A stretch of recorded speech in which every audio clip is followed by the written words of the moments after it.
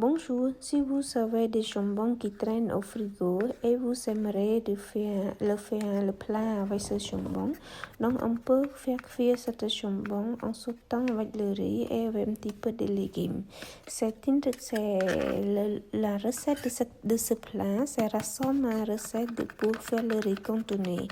Donc on coupe le bout de jambon en gros carrés et on hache une grosse gousse d'ail. Et pour les légumes, j'utilise une petite pièce de carotte en coupant en petits carrés. Il ne faut pas la couper trop grosse, sinon ça va prendre trop de temps à cuire. Et pour la ciboulette, on la coupe en petites tailles comme ça et on la réserve à part. Maintenant, je commence à chauffer la poêle à feu vif en mettant un petit peu d'huile de tournesol. Lorsque l'huile est chaude, on commence à cuire des carottes le premier parce que la carotte est très dure à cuire. Lorsque la carotte sera un petit peu mou, on met le jambon et en même temps le riz.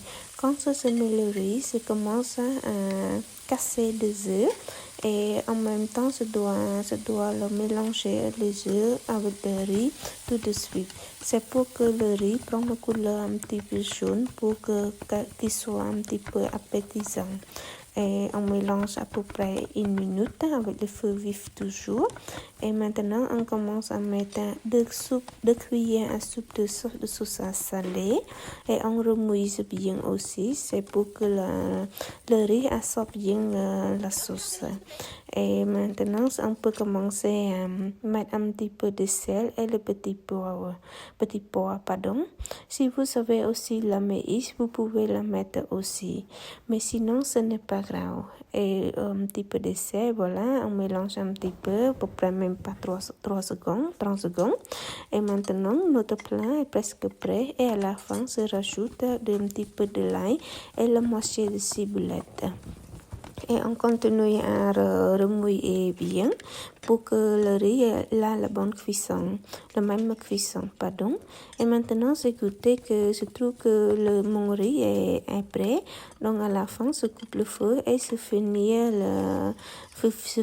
avec la ciboulette qui reste et en rajoutant aussi le poivre moulu. Et maintenant, mon plat est prêt. Et pour ce plat, vous pouvez le manger seul comme un plat unique ou sinon on peut le manger comme accompagnement avec d'autres viandes.